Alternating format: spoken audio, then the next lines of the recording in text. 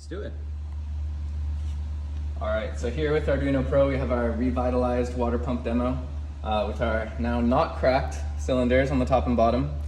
We're gonna go ahead and walk through the calibration process first in order to make these sensors that you see inside of the top and the bottom tank be able to read out correct values to our Opta and our Opta expansion up here.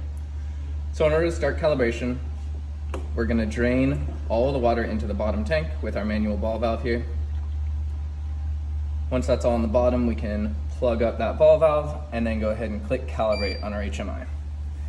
Now it's gonna run through a couple steps that are just pre-automated, where it pumps the water from the bottom to the top, and then it takes some sensor readings, does some math behind the scenes in order to get accurate sensor readings.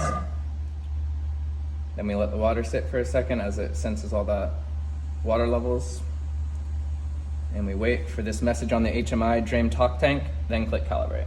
So we can drain this water back down to the bottom.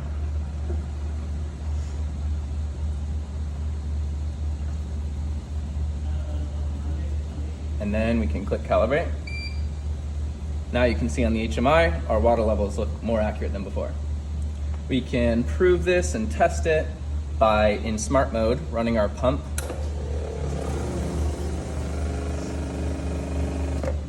If we stop here, we can see maybe a third of the tank is full on top, and that accurately reflects on the HMI, and same on the bottom, about half to 2/3.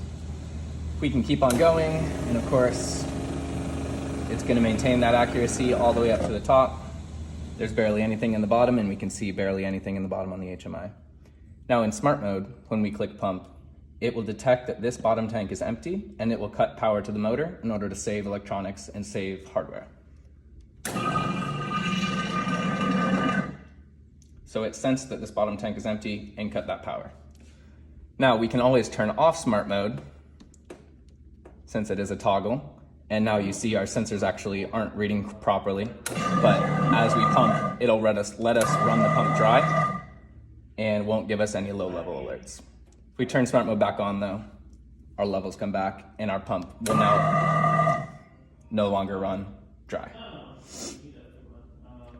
As we open the ball valve and let it slowly drip back down, we can watch on the HMI screen, and our water levels will match the tank all the way down, updating pretty frequently.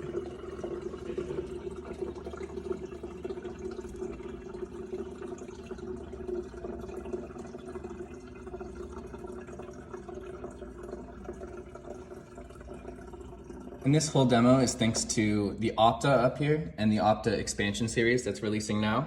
Our Opta is handling our relay to run the pump motor down here, which is taking 110 volts AC, which is a perfect application for the Opta's built-in electromagnetic relays. We also have this Opta expansion board, which is the solid state relay version of it.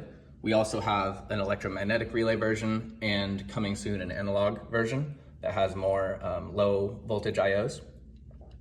Our Opta expansion right now is running our solenoid valve at 24 volts DC off of a solid state relay, which has various benefits over an electromagnetic one. Our Opta expansion is also sensing our water level sensors in the top and the bottom tank right here with 0 to 10 volt inputs, and is able to accurately send that data over Modbus to the WinTech HMI.